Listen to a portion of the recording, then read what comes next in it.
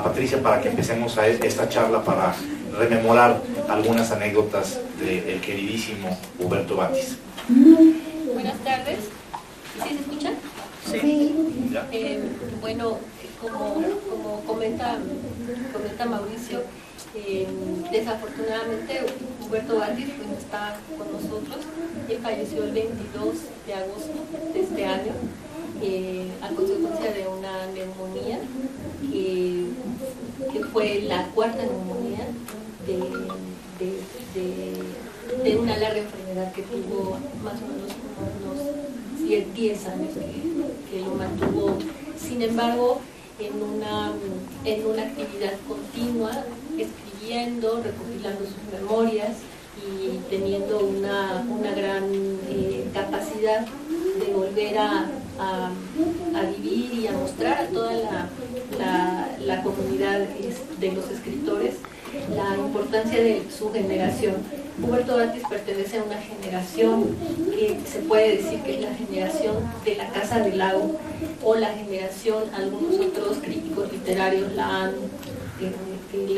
han dado también la definición de la generación de medio siglo, y fue una generación sumamente influyente en los 60 y posteriormente que creó gustos y actitudes a todo hasta el último momento de la vida de Huberto, pues porque permitió que esta generación que se abriera la literatura a una literatura mucho más universal, a una literatura que contemplaba a escritores como Thomas Mann, a escritores que en ese momento eran en México muy difíciles de leer, porque eran escritores que ni siquiera los libros se conseguían, también a una vertiente muy importante de la literatura erótica, y entonces eran grandes escritores que trabajaban con esta vertiente, y estamos hablando de Henry Miller, de Anais Nin, de escritores que son escritores verdaderamente proscritos, que tuvieron una gran dificultad para ser publicados en sus propios países cuando los escritores estaban editando sus obras. Entonces Huberto Batis es un hombre que va junto con Juan García Ponce, Juan Vicente Melo, con los verdaderamente pilares de la literatura contemporánea, los escritores que hicieron y crearon una manera de sentir y de ver la literatura. Actualmente yo soy la esposa de Huberto Batis, soy la persona con la cual estuvo ligado los últimos 34 años de su vida, y pude a partir de toda la experiencia con él, de compartir y tener la gran fortuna de conocer a los escritores de quienes les hablo. Y esto me da un gran gusto, pero al mismo tiempo una gran responsabilidad, porque estos escritores, pues verdaderamente, junto con los escritores de la anterior generación, que es el grupo de Octavio Paz, significaron la base de la cultura mexicana contemporánea. Yo los invito a que ustedes lean a Octavio Paz, lean a Juan Vicente Melo, que La obediencia nocturna, lean ustedes a Juan García Ponce, con toda una enorme cantidad de novelas, y lean a Huberto Batis, que no por ser mi esposo, sino por ser un destacado miembro de esta generación, vale muchísimo la pena leer, porque además él tuvo mucho acceso desde muy joven con revistas literarias. Él participó haciendo revistas literarias él mismo desde que era estudiante, con una revista que se llama Cuadernos del Viento, por eso se llama lo que Huberto Batis nos dejó. Cuadernos del Viento es una revista que él hacía cuando él era estudiante, y entonces logró con su gran conocimiento literario hacer que la revista pudiera tener como parte de su trabajo de estudiante, hacer una gran colección en la que publicaron en esta colección de Cuadernos del Viento publicaron por el gran conocimiento literario que tenía Huberto como estudiante, lograron publicar ahí pues personalidades que posteriormente fueron muy importantes. Entonces Huberto es una persona que va a ser un pilar de las publicaciones en México y de los gustos y las actitudes que se van a formar desde antes de los años 60 y desde cuando él era estudiante. Eso es Cuadernos del Viento. Esa es una colección muy difícil de conseguir, que esperemos que se pueda reeditar posteriormente ahora con las autoridades. Hablamos, le decía yo a Mauricio, ojalá se pudiera hacer una cátedra Huberto Batis, porque tiene mucho que dar a la literatura como crítica literaria, como existe una cátedra en la Universidad Nacional Fernando Benítez, con la finalidad de recuperar toda esta gran riqueza cultural, toda esta gran riqueza y enseñanza del periodismo cultural que fue la materia de toda su vida. Posteriormente llegó a la revista Sábado, al semanario Sábado, y ahí estuvo desde 1977 hasta el final de su vida, el final de la publicación. La revista en 77. Entonces él fue fundador, fueron un grupo de intelectuales muy importantes también, que a través de este periódico pretendían hacer un tipo de periodismo diferente, un tipo de periodismo que llegara al lector, y por eso se llamaba 1+1. Uno era el que escribe, el otro es el que recibe la publicación, el lector, el que es muy importante. Pero esto ya era en donde ya también Huberto había tenido antes una gran experiencia como editor. Antes de la revista, de llegar al Sábado, él había sido editor en Bellas Artes y había sido editor, había trabajado en el Banco de México, había publicado también ahí varias revistas, y cuando llega a Sábado con todo este gran conocimiento y este gran patrimonio que había adquirido a lo largo de todos estos años, pues conjunta una cantidad de firmas importantísimas, sobre todo a partir de la salida de Fernando Benítez, cuando se divide la jornada, se divide el periódico, y una parte del 1+1 se va a la jornada y otra se queda en el 1+1. En ese momento Huberto se queda a cargo del suplemento, y entonces toma él la dirección completa de esta parte cultural, y empieza a publicar sobre todo a la gente joven, empieza a publicar a la literatura mexicana que no le apuesta a nadie, a los muchachos que él reconoce en la escuela, reconoce en las aulas, y además por otra cosa, porque muchos de los escritores se habían ido a la jornada y no querían colaborar con él, porque en ese momento les parecía mucho más importante la cuestión de quedarse con el otro periódico. Entonces él arma con muy pocas posibilidades económicas, con muy pocas posibilidades de plumas también, el suplemento, y llegó a ser el mejor suplemento de México gracias a esa enorme tenacidad de armar una revista, de armar un suplemento con lo que se tiene y con el espíritu de hacer una gran obra, ¿no? Una difusión y un impulso a la literatura mexicana que no tenía esas salidas en ninguna parte, porque o se pertenecía a un grupo o se pertenecía a otro, y algo que caracterizó a Huberto fue que él no formó un grupo que lo siguiera en términos de ideología o en términos de participar con él por algún interés económico. Huberto fue un individuo que toda su vida lo único que buscó fue la integridad personal, y trató siempre de ser una persona que publicaba a la gente que lo consideraba que debía publicar por el valor literario que tenía su obra. De otra manera, fuera del PRI, fuera del PAN, fuera de cualquier grupo político, pero si la integridad, si el trabajo lo valía, él lo publicaba. Y eso fue muy importante, porque eso generó un tipo de literatura que estaba situada en la calidad literaria, y aunque posiblemente él decía en broma, pero era la verdad, si reunía a todos sus colaboradores, ideológicamente tal vez todos se hubieran despedazado si los reunía, porque pertenecían a muy diferentes maneras de pensar, de vivir, de ser, pero seguramente también se hubieran quedado juntos, por el respeto que se tenían mutuamente, por el valor literario que ahí se mostraba en sus trabajos. Entonces el sábado fue también una gran escuela. Fue una escuela para los jóvenes, una escuela para los que no eran jóvenes, para la gente común y corriente, y esa es otra faceta muy interesante de su trabajo, que está tratando de hacer llegar cultura de alto nivel, cultura no una cultura en la que se le da al pueblo lo menor porque se le considera poco capaz o ignorante, sino él pensaba que la cultura podía llegar a todos y por lo tanto el suplemento era la mejor manera de enviar cultura a toda la gente, y si el que no entendía lo que podría estar diciendo Juan Rulfo, por ejemplo, al leer un ensayo muy complejo, pues posiblemente le causaría alguna curiosidad profundizar en un futuro más adelante, ¿no?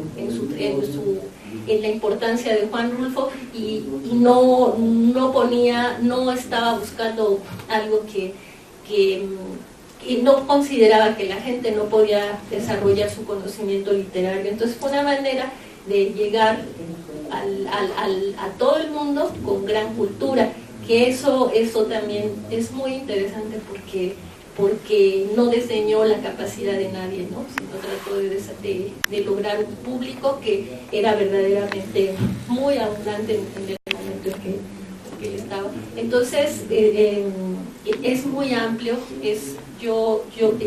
como les he tratado así de decir muy rápidamente, lo que puede abarcar la vida de una personalidad que hizo una gran labor cultural durante toda su existencia. Pero por lo menos yo los invito a que lean lo que puedan encontrar y en buscar de su obra de periodismo cultural. Está Por sus comas los conoceréis, es un libro, búsquenlo, de Huberto Batis. Ahí él hace un ejercicio también de un nuevo género, tratar de poner una serie de textos sobre periodismo cultural que están de diferentes autores, que está con el objetivo de mostrar cuál era la manera de hacer periodismo, y algunos de los textos que selecciona no está de acuerdo con ellos, pero los pone porque está buscando dar una representación de lo que en el momento en que él hace el libro se estaba haciendo. Igual están lo que Cuadernos del Viento nos dejó, están también crítica literaria, era un hombre muy sabio y hacía crítica muy seria, muy profunda, de distintos autores, de Juan García Ponce, de Inés Arredondo, y tiene la parte periodística, que son una serie de artículos que publicaba él, que eran relacionados todos con los temas políticos del momento, pero esos temas eran unos temas que los trataba con mucho humor y sin con mucha información también de los temas políticos de esos años, pero sin llegar a ideologizar o a buscar que la gente se convenciera de alguna postura. Por eso se llamaban Los Compadres, la columna que él hacía semanal, porque ponía al compadre que era que estaba planteando una posición, y al otro compadre que era la persona que le decía lo contrario de lo que él pensaba, para tratar de plantear las dos posiciones. Entonces, pues yo los invito a que conozcan a Huberto Batis, es un hombre fundacional de la cultura mexicana, y esperemos que se recorra su obra, se difunda, y verdaderamente van a tener un gran placer, porque además era un hombre para nada formal, una persona desenfadada y dispuesto siempre a publicar al que menos lo publicaban en ningún lado.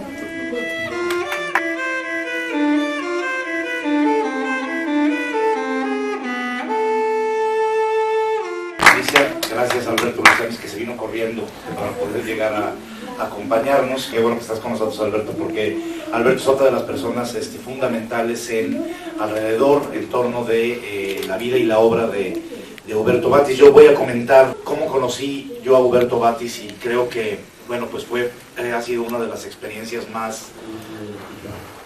Acabo de decir, Patricia, una palabra fundamental, que es fundacional. Una de las experiencias fundacionales de mi vida fue conocer a Huberto Batis, quizá en un momento complicado para él, porque esto estamos hablando del año 1999, y lo habían cambiado de dueños, el periódico Uno Más Uno. No hubo entendimiento entre Huberto y los nuevos dueños, y los nuevos dueños decidieron pues desplazarlo del suplemento Sábado, pero querían quedarse con el suplemento, es decir, no querían suspender la publicación del legendario Sábado, un suplemento que como cientos, quizá miles de personas yo leía religiosamente semana a semana. Bueno, entonces entro yo yo estaba editando en ese momento otro suplemento cultural que se llamaba Crónica Dominical, que aparecía en el periódico La Crónica de Hoy. Estaba yo ahí con Rafael Pérez Gay, que era el director, yo era el editor, y durante 3 años, 97, 98, 99, yo estuve editando ese suplemento de Crónica, pero finalmente a la vuelta de esos 3 años me cansé y decidí dejar el suplemento, pero para dedicarme, según yo, a escribir nada más. Pero cuál fue mi sorpresa, que justo cuando estaba yo en esa transición de dejar el suplemento Crónica, me llama Guadalupe Alonso, hija del dueño del periódico Uno Más Uno. Y me dice, oye, quisiera que queremos hablar contigo porque está la propuesta de que tenemos a dirigir Sábado de Uno Más Uno. Y la primera respuesta que yo tuve, además de asombro, fue decirle a Guadalupe: yo no podría dirigir el suplemento Sábado, el director es Huberto Batis, no puede haber otro director, yo podría ser editor del suplemento y vamos a ver en qué términos, ¿no? Para no hacer el cuento más largo de lo que fue, tuve la reunión con los Alonso, con los dueños del periódico, pero lo que más me importaba, y a la vez, debo decirlo, me aterraba, era reunirme con Huberto, ¿no? Porque sabía perfectamente sus legendarios arranques de repente de rabia, su carácter muy fuerte, ¿no? que forjó a tantas generaciones de escritores en las páginas de Sábado de Uno Más Uno, y entonces yo estaba aterrado.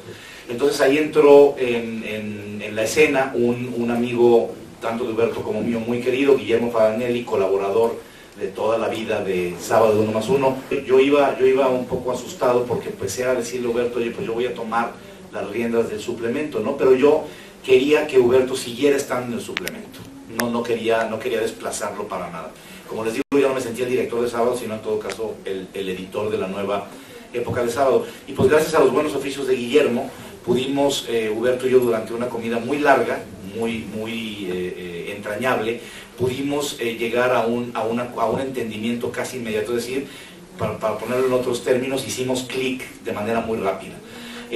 Vimos que los dos éramos nacidos en Guadalajara, que los dos habíamos estudiado con los maristas, en fin, empezaron a salir ahí como varios puntos en común que nos enlazaron, ¿no? Nos hermanaron de alguna manera.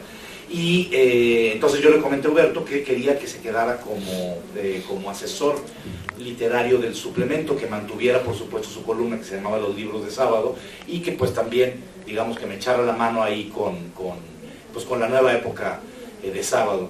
Y recuerdo varias tardes en la oficina original de Sábado, que estaban desmantelando para luego ya pasar a la parte trasera del periódico Uno Más Uno.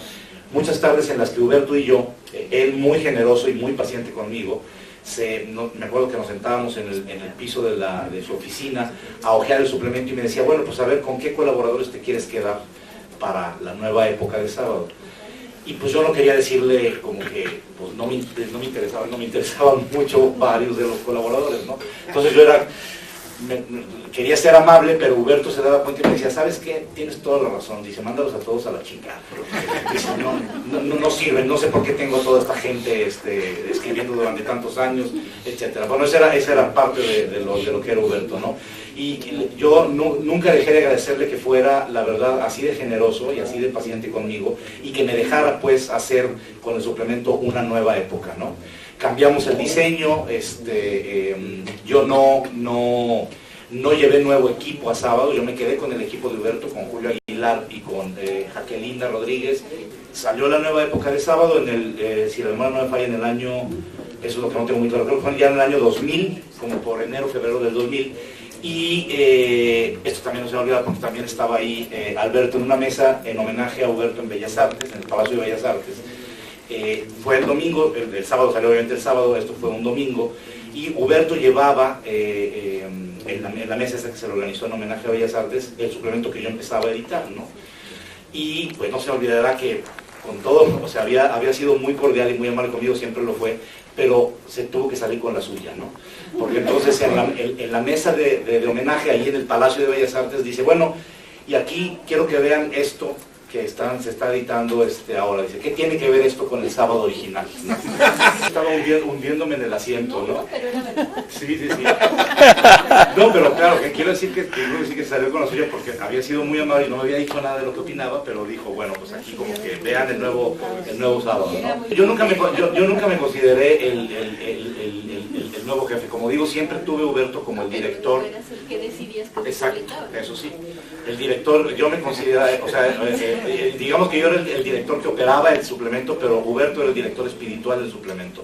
Y yo siempre mantuvimos el cabezal, mantuvimos la tipografía, digamos, original del suplemento.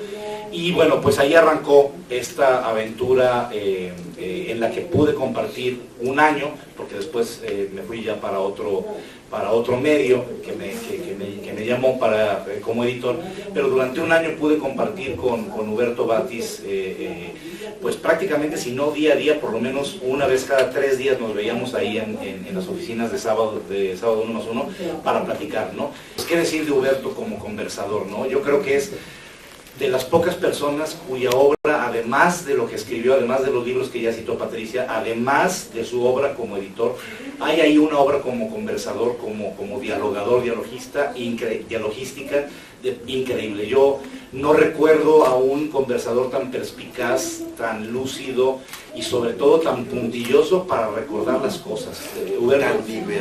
Tan divertido. Exactamente, tenía una memoria pero prodigiosa. Y lo que acaba de decir Alberto, ¿no? También divertidísimo. Yo recuerdo que había veces en esa época, acababa de nacer mi hija Lía, entonces tenía que estar como dividiéndome entre ciertas labores domésticas, pues hogareñas, y el trabajo en el suplemento. Entonces de repente yo decía, bueno, si no termino a las 2 de la tarde va a llegar Huberto y ya no voy a poder salir temprano, ¿no? Y dicho y hecho, cuando ya veía venir a Huberto, se sentaba, dejaba sus cosas, se sentaba en mi oficina y empezamos a platicar, ¿no? Entonces me daban las 3 de la tarde, me daban las 4 de la tarde, y hasta que le decía, Huberto, realmente sí, no quiero estar contigo, pero me tengo que ir porque estoy con una hija recién nacida, ¿no? Entonces me decía, bueno, sí, claro, los hijos son lo primero y adelante. Pero pese a que se lo decía siempre, yo también había esas ganas en mí, ese deseo de seguir escuchando a este hombre maravilloso, este hombre divertidísimo, este hombre generosísimo, porque me estaba abriendo las puertas de un mundo que yo solo conocía superficialmente, no él que lo había vivido por dentro, los años 60, los años 70, los años 80, los 90, de la cultura mexicana, conocía todas las entrañas de ese mundo, lo había vivido, había formado parte de él, había forjado buena parte de ese mundo, y pues de verdad ser un testigo, ser una escucha de ese hombre que estaba contando tal cantidad de anécdotas, recuerdo varias, son muchísimas, ¿no? Pero le voy a hacer, solo quiero agradecerle de veras a Huberto Batis, y lo hago a través de Patricia. Patricia sabe el afecto que yo le tenía a Huberto, y pues decir que todavía lo extraño mucho, lo seguiré extrañando mucho, ¿no? Su ausencia sigue pesando mucho.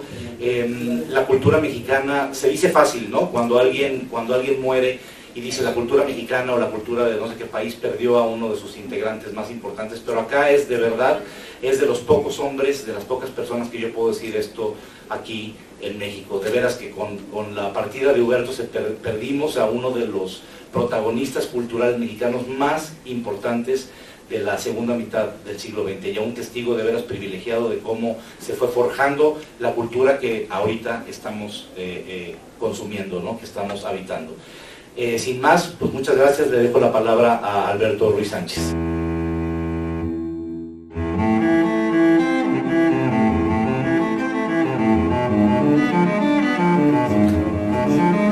Me alegra muchísimo y al mismo tiempo me llena de nostalgia. O sea, Huberto siempre fue una persona perturbadora en todos los sentidos de la palabra, no solamente en el sentido negativo, sino en el sentido positivo. Siempre fue un aliciente y sigue siendo lo muerto, ¿no? Uno piensa que la gente que es importante en la vida de uno nunca se va a morir, pero eso es de las cosas que uno va aprendiendo, que es una tontería pensar eso, ¿no? Y que hay que utilizar y afirmar la vida con los que quedan. Yo de las cosas que más me arrepiento en la vida es no haber buscado más a Huberto en los últimos tiempos, ¿no? Porque se fue y ya no podemos volver a pelearnos o volver a reconciliarnos o volver a gozar todos los momentos que gozamos juntos, ¿no? Margarita, que está aquí, y yo fuimos... es curioso, empezamos no siendo algo así como alumnos, o sea, estábamos en una universidad, que era una universidad muy pequeña, había muy pocas universidades privadas en las que existiera la carrera que después se llamaría de comunicación. Y al mismo tiempo nosotros estábamos con una enorme inclinación hacia las letras y hacia el cine. Y había también un profesor en letras, que era al mismo tiempo profesor en la UNAM y profesor en esta Universidad de Jesuitas. Y nosotros empezábamos a meternos clandestinamente, o sea, sin pagar la clase, meternos a escuchar sus clases. Y era, de verdad, era fabuloso, era inmenso profesor, era un gran conversador, pero sus clases eran conversaciones en las que él hablaba de lo que fuera la clase, era absolutamente fascinante. Salías con ganas de leer 30 libros y a la clase siguiente ya los habías revisado y platicabas, y era incesante. Y después salíamos de la clase y nos íbamos al café y a los jardines y seguíamos platicando. Un pequeño grupo alrededor de él. Nos parecía un hombre viejísimo, tenía como 40 años, nosotros teníamos 20 y tantos. Y la experiencia que él tenía, la vivencia de la historia reciente de la literatura mexicana, es decir, nosotros habíamos nacido en los 50s y él era íntimo de todos los que habían nacido en los 30s, que sería la generación de Juan García Ponce, de todo lo que después se llamó la Casa del Lago, toda esa generación que incluye desde Vicente Rojo en las artes, Manuel Felgueres, eran sus amigos. Y poco a poco él nos fue introduciendo en ese mundo, es decir, no solamente daba clases sobre lo que había sucedido el día de ayer en la literatura mexicana y que nosotros no habíamos podido vivir porque habíamos tenido 10 años, sino que además nos presentaba y nos introducía a ese mundo, que eran pues algo así como, eran más que hermanos mayores, o sea, eran los cuarentones que permitían perfectamente que se acercaran un grupo selecto de los veinteañeros, ¿no? Y eso éramos nosotros. Entonces, por ejemplo, muy pronto nos hicimos alumnos de Juan García Ponce, que en esa época empezaba a hacer... Juan García Ponce tuvo su primer ataque de parálisis en 1968. Organizó a Juan una clase privada. Entonces éramos 5 o 6 personas que íbamos todos los miércoles a casa de García Ponce a tomar una clase sobre autores que incluso no estaban traducidos ni al inglés siquiera, ¿no? No había libros, las clases de música. Y entonces, ¿qué pasaba? Que Juan nos prestaba sus libros. Él tenía una biblioteca que le habían construido como paralítico, es decir, alguien que está en silla de ruedas y que todavía podía mover los brazos en aquella época. Entonces estaban a la altura de la silla, ¿no?, de lo que él podía hacer. Y Juan era increíblemente generoso. Y Huberto lo era de otra manera también. Huberto tenía una biblioteca grandísima, que Huberto siempre fue, en todo lo que hizo fue excesivo, era amoroso excesivo, corajudo excesivo, sabio excesivo, dragón excesivo, era gozón absoluto. Era una persona, no era una persona de este mundo, no era una persona normal, era realmente una persona excepcional en todos los sentidos. Entonces, estar cerca de él era, sin duda, tú lo sentías desde el primer momento, un privilegio de la vida. Era un hombre de inteligencia excesiva, de sensibilidad y de generosidad. O sea, sobre todas sus cualidades de enojón, sabe, lo que fuera, era absolutamente generoso. Y con todos nosotros, que éramos unos muchachos ahí desarrapados, bueno, pues él nos acogía, nos llevaba, nos traía. Y para decirles, por ejemplo, empezamos a tener un taller literario, que era un taller de lectura sobre todo. Huberto era un enorme lector. O sea, nadie leía como él, porque donde uno lee algo, él leía 20 cosas. ¿Qué es lo que hacen los genios, ¿no? Por ejemplo, nos reuníamos, él reunió alumnos de las universidades donde él daba clases, los reunió los sábados en su casa. En lugar de ver a unos entre semana acá y otros allá, dijo, vénganse todos los sábados a mi casa. Entonces todas las mañanas, toda la mañana, y después comíamos juntos, y después seguíamos en la tarde, y a veces nos íbamos de viaje, toda una bola. Él tenía un coche enorme, que era un Javelin, ¿no? Que era un Javelin, que era un coche así como grandotote, que en la cajuela tenía una cajuela enorme, estaba toda llena de libros, y era así era también todo excesivo. Entonces viajábamos con él, mientras él iba contando historias, y él manejaba así de una manera completamente distraído, pero era como ir en un barco, era muy seguro.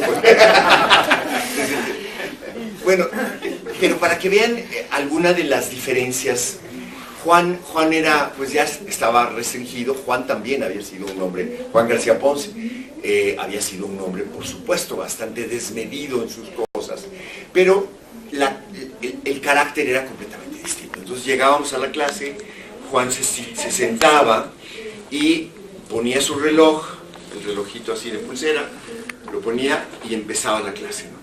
Y entonces empezaba a hablar, por ejemplo, de Musil, o de Borges, o de Herman Melville, según lo que fuera la clase, es decir, de lo que se pegara la gana, Filosofsky.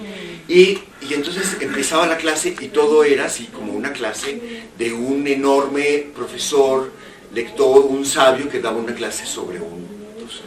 La clase de Huberto era completamente diferente. Por ejemplo, leíamos a un escritor francés que se llamaba Huysmans.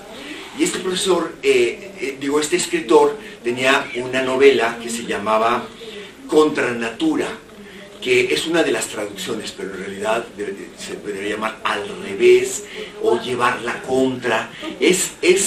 Tiene todos esos sentidos en francés.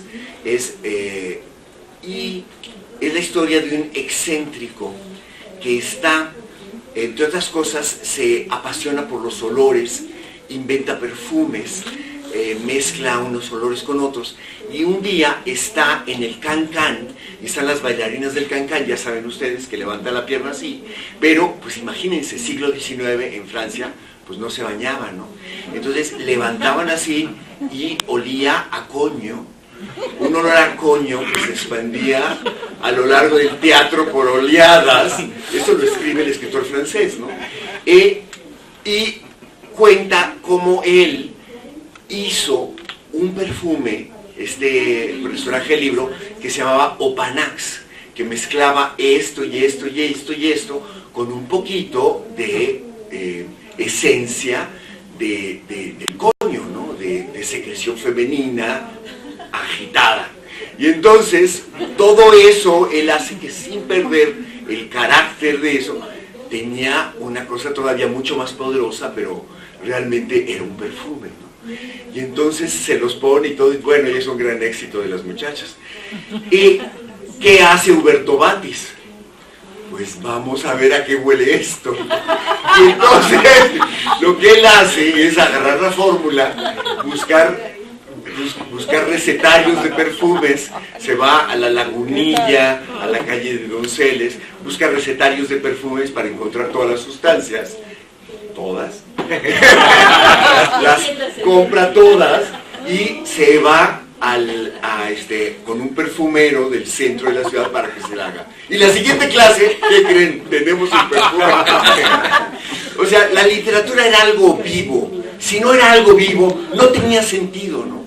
En otro libro de Huysmans hay una descripción que él hace de cómo hay un cocinero que abre un pato, y al abrir el pato, la carne, las entrañas del pato cambian de colores, ¿no? Vamos, y él tenía un pato, que tenía su hijo. Además de toda una historia tremenda, porque el pato era peleonero y se había peleado con los perros de los vecinos, y los perros le habían comido el hocico, entonces el pato sufría mucho. Entonces digo, ya sé qué vamos a hacer con el pato. Y entonces pues asistimos al sacrificio del pato, que fue también hacerle un favor al pato, porque el pato había que alimentarlo con goteros, era una historia tristísima. Entonces, y era cierto, asistimos al cambio de colores de las entrañas del pato. Una cosa, o sea, realmente nada era sencillo y todo era fascinante. Y esa era la vida con Huberto en aquellos momentos, no sé cuándo ya te tocó a ti. Siempre. ¿Tú cuántos años viviste con él, Patricia? 34 años. 34 años hasta el último día de su vida. Fue maravilloso, fue maravilloso. Su muerte fue muy tranquila y fue con un gran gozo cuando llegó a la casa. Y después, bueno, le bajó el oxígeno por la neumonía, pero no tuvo dolor. Qué bueno. Y la noche anterior sí, yo subí, lo vi y de verdad lo encontré con una gran sonrisa que estaba soñando. Sí, estaba pensando. ¿Cuántos años tenía? 83 años. 83. Para nosotros siempre fue alguien como de 40. Para todos, ¿eh? Para todos. Y él lo que dijeron de que era un gran conversador es cierto, era tremendo. Huberto fue protagonista de la cultura mexicana durante mucho tiempo, pero yo les puedo asegurar algo que nunca nadie ha hecho en la cultura mexicana. Él le abrió la puerta a todas las generaciones, desde la suya hasta los jóvenes que ahorita tienen... que están empezando. Sí. Él abrió la puerta a todos. Dirigió revistas en el colegio de bachilleres, dirigió, y quiero decirle gente, por ejemplo, que ahora ya son viejos como nosotros, pero, bueno, Mauricio es mucho más joven que yo, pero ¿qué te diré? Por ejemplo, Volpi, Padilla, todos ellos, ¿dónde creen que comenzaron a publicar? El sábado. El que ustedes me digan, comenzó a publicar el sábado. Y no porque Huberto fuera alguien que dijera, ay sí, el que sea que publique, era muy duro, era realmente muy duro, pero no tenía prejuicios, tenía juicios. Entonces, una vez que tú publicabas algo, tenías que aprender algo que para mí fue una lección fundamental. Si tú eres escritor y quieres ser escritor, tienes que aprender a desarrollar piel de elefante. Que la crítica no te deshaga, porque vas a tener crítica durísima. Y el primero que te deshacía era él, y te enseñaba que si él era duro, tú contigo mismo tenías que ser peor. Y no inhibirte, seguir escribiendo, pero el peor crítico de cada escritor debe ser uno mismo. Tienes que ser riguroso hasta lograr lo mejor que puedas. Y ya después, cuando haces eso, que te digan, que te insulten, ya ni te importa, ¿no? Ya ni te importa. Entonces, había un aprendizaje de carácter que era muy importante en la formación de Huberto Batres, que no era intencional, no era la meta era lograr enorme calidad en lo que hacía. Y le cambió la vida a todos.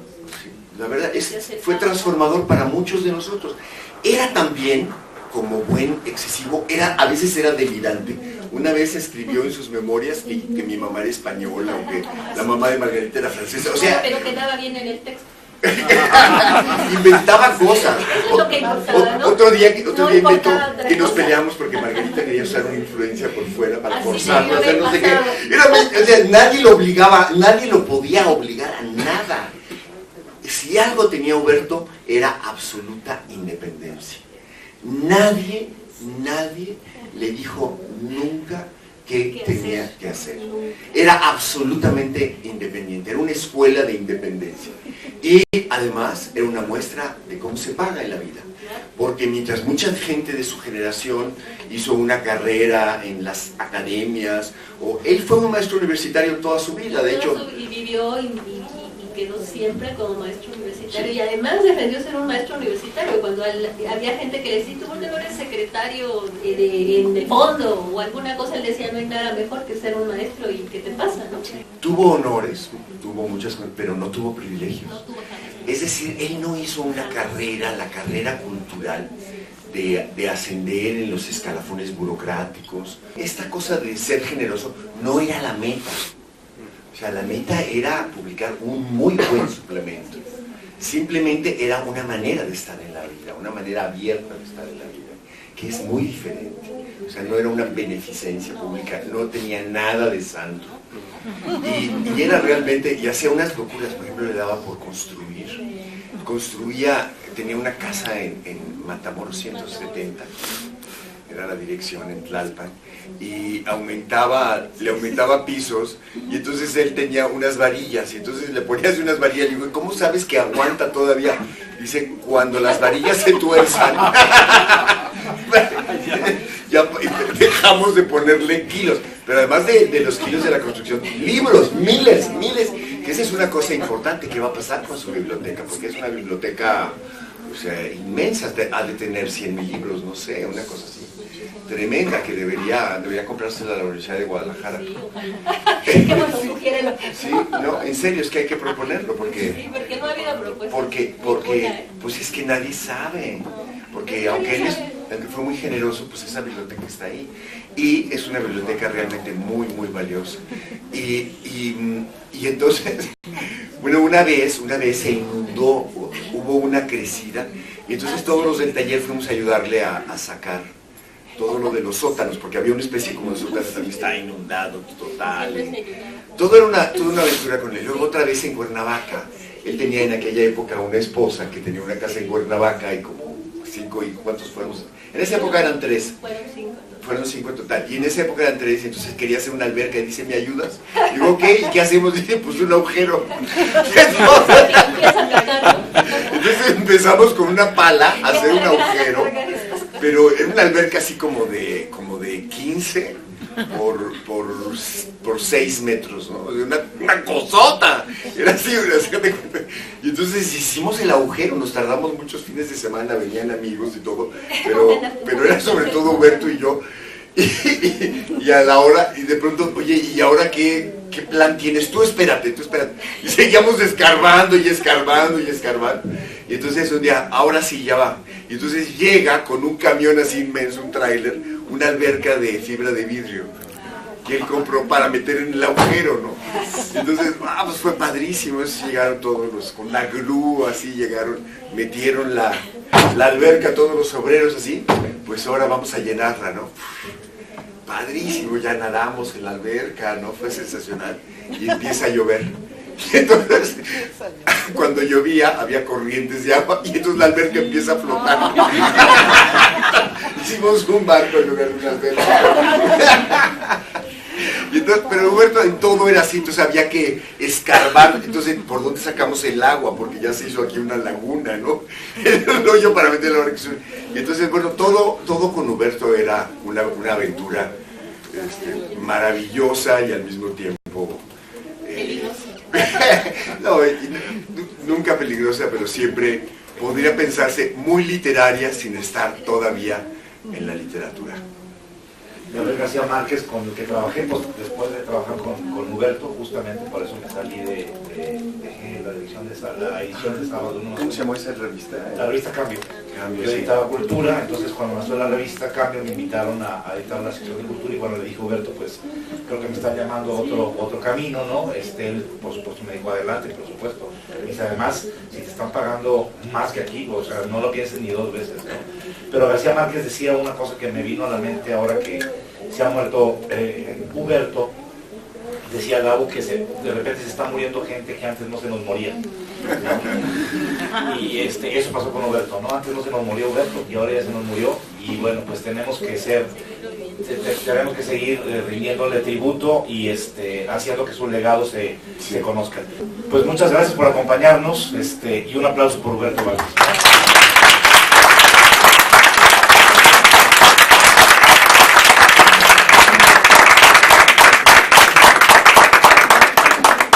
Realmente fue una charla, una biografía en media hora que nos dimos cuenta de toda su forma de ser, de lo que aportó a la cultura mexicana y que seguirá aportando por todas las cátedras que ha dejado en la Universidad Autónoma de México. Fue una charla muy amena y hubiéramos querido que durara más tiempo, la verdad. Me encantó la plática, yo conocí esa casa que él estaba haciendo en muchos niveles. Tengo pocos recuerdos, porque no lo veía mucho, pero los que tengo son súper gratos. Lo que tengo que decir es que para mí mi hermano Huberto Batis es una gran personalidad, no solo en el mundo de las letras, sino como persona, como ser humano. Nos dio su gran aportación de cultura, de calidez espiritual, de amistad, de complicidad. Fue un enorme ser humano. Yo lo amé muchísimo y lo sigo amando y le pido mucho, mucho a Dios que nunca se borre el recuerdo de todo lo que él hizo por la cultura mexicana.